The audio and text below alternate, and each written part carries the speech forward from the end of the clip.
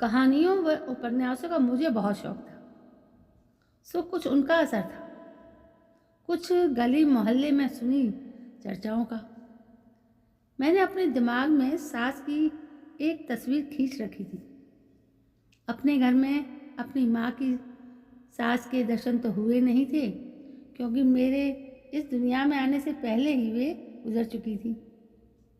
सास की जो ख्याली प्रतिमा मैंने गढ़ी थी वो कुछ इस प्रकार थी: बूढ़ी या अधेड़, दुबली या मोटी, रौबदार, जिसे सिर्फ लड़ना, डांटना, ताने सुनाना व गलतियां ढूंढना ही आता हो, और जो अपनी सास के बुरे व्यवहार का बदला अपनी बहू से बुरा व्यवहार करके लेने को कमर कसे बैठी हो। सास के इस हुलिये से जो मेरे दिमाग की ही उपज थी, मैं इतनी आतंकित रहती थी कि अक्सर सोचती कि अगर मेरी सास ही ना हो तो बेहतर है। ना होगा बांस, ना बजेगी बांसुरी। बड़ी दीदी का तो क्या कहना, उसकी ससुराल में सिर्फ ससुर जी थे, सास नहीं थी। मैंने सोचा उनकी तो जिंदगी बन गई। देखें हम बाकी दोनों बहनों को कैसे घर मिलते हैं। लेकिन सबसे ज़्यादा चकित तो मैं तब हुई जब दीदी कुछ ही सालों में सास की कमी बुरी तरह महसूस करने लगी। वे अक्सर कहती, सास का लाड़ प्यार ससुर कैसे कर सकते हैं। घर में सुख दुख सभी कुछ लगा रहता है, जी की बात सास से ही कही जा सकती है। मैंने सोचा भाई वाह, सास नहीं है इसलिए सास का बखान हो रहा है। सास होती तो लड़ाई झगड़े भी होते। तब यही मानती कि इससे अच्छा तो सास होती ही नहीं। दूसरी दीदी की शादी तय हो गई थी। भरा पूरा परिवार था उनका। घर में सास, ससुर, देवर, ननद सभी थे। मैंने सोचा ये गई काम से। देखें ससुराल से लौटकर ये क्या भाषण देती है। दीदी पति के साथ दूसरे शहर में रहती थी। यूँ भी उनका परिवार आधुनिक विचारधारा का हिमायती था। उनकी सास दीदी से पर्दा भी नहीं कराती थी, सब तरह की आ जाती थी, यानी शादी से पहले से भी कई अधिक आज़ादी। सही है, सास जब खुद मॉडर्न होगी तो बहू भी उसी के नक्शे कदमों पर चलेगी। दीदी बेहद खुश थी। पति व उनकी माँ के बखान करते आघाती नहीं थी। मैंने सोचा मैडम को भारतीय रंग में रंगी सास व परिवार मिलता तो पता चलता। फिर ये तो पति के साथ रहती हैं, सास के साथ रहती तब देखती तारीफों के पुल कैसे बांधती। अभी तो बस आई और मेहमानदारी कराकर चली। 4 दिन में वे तुमसे और तुम उनसे क्या कहोगे। बड़ी दीदी से सास की अनिवार्यता और मझली दीदी से सास की बखान सुनकर मैं भी मस्तिष्क में बनाई सास की तस्वीर पूरी तरह मिटा न सकी। अब मेरी माँ स्वयं सास बनने जा रही थी। भैया की शादी हुई। मेरी भाभी की माँ नहीं थी, सो ना तो वे कामकाज सीख सकी, ना ही माँ का प्यार पा सकी। पर माँ को क्या हो गया, बात बात पर हमें वो भैया को डांट देती, भाभी को हमसे बढ़कर प्यार करती। माँ कहती, बहू हमारे घर अपना सब कुछ छोड़कर आई है। घर में आए मेहमान से सभी अच्छा व्यवहार करते। माँ का तर्क सुनकर लगता, काश सभी सासें ऐसी हों तो सास बहू का झगड़ा ही ना हो। कई बार सोचती, माँ जैसी सासें इस दुनिया में और भी होंगी। देखते हैं मुझे कैसी सास मिलती है।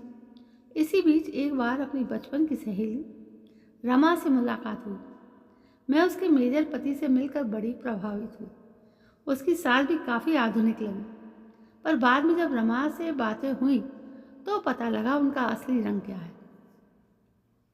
रमा कहने लगी, मैं तो उन्हें घर के सदस्य की तरह रखना चाहती हूँ, पर वे तो मेहमानों को भी मात कर देती हैं। शादी के इतने सालों बाद भी मुझे पराया समझती हैं।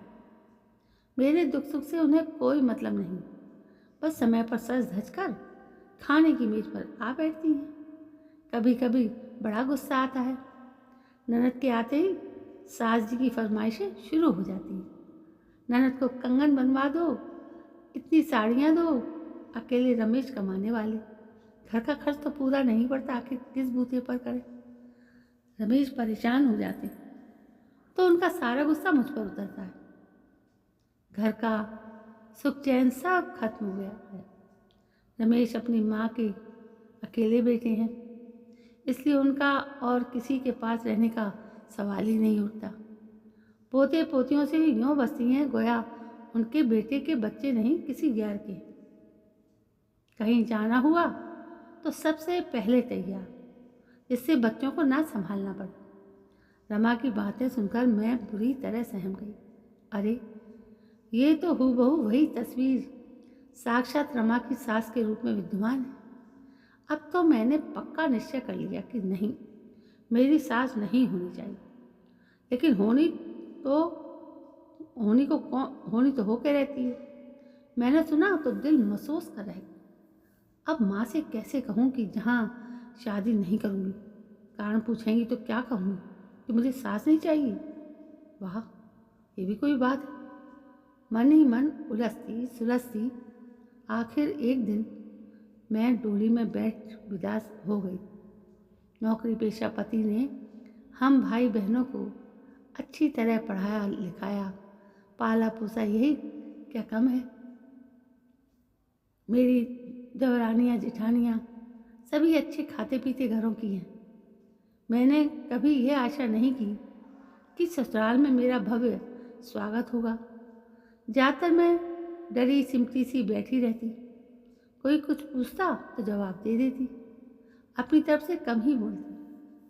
रिश्तेदारों की बातचीत से पता चला कि सास पति की शादी कहीं ऊंचे घराने में करना चाहती थी, लेकिन पति को पता नहीं मुझ में क्या दिखा, मुझसे ही शादी करने को अड़ गए। लेन देन से सास खुश तो नजर नहीं आई, पर ताने बाने कभी नहीं हुए। ये क्या काम है?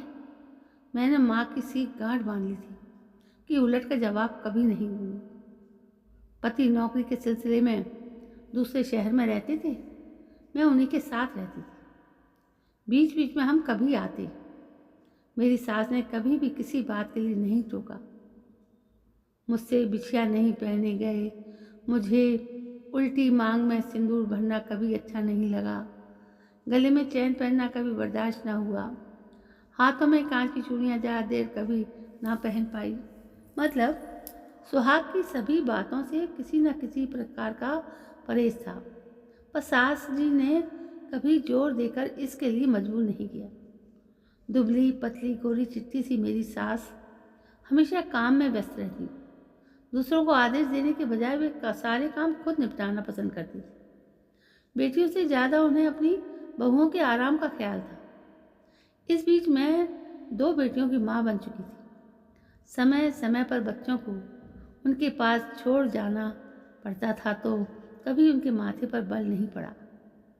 मेरे सामने तो नहीं, पर मेरे पीछे उन्होंने हमेशा सबसे मेरी तारीफ ही की। मेरी बेटियां तो मुझसे बढ़कर उन्हें चाहने लगी थी। मेरी असली सास के सामने मेरी ख्याली सास की तस्वीर एकदम धुंधली पड़ती जा रही थी।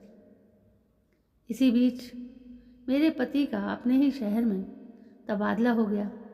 मैंने सोचा चलो अब आज़ाद ज़िंदगी के मज़े भी आएंगे। कभी कभार मेहमान बनकर गए तो सास ने जी खोलकर खातिरदारी की। अब हमेशा के लिए उनके पास रहने जा रहे हैं। असली रंग ढंग का तो अब पता चलेगा।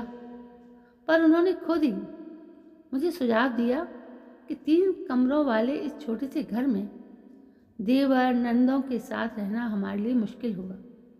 फिर अलग रहने से क्या है तो हम सब साथ ही। मेरी माँ मुझसे मिलती तो उलाहना दिया करती, तुझे तो सास से इतना प्यार मिला कि तूने अपनी माँ को भी भुला दिया। शायद इस दुनिया में मुझसे ज़्यादा खुश कोई नहीं। मेरे मस्तिष्क की पहली वाली तस्वीर पता नहीं कहाँ गुम हो गई।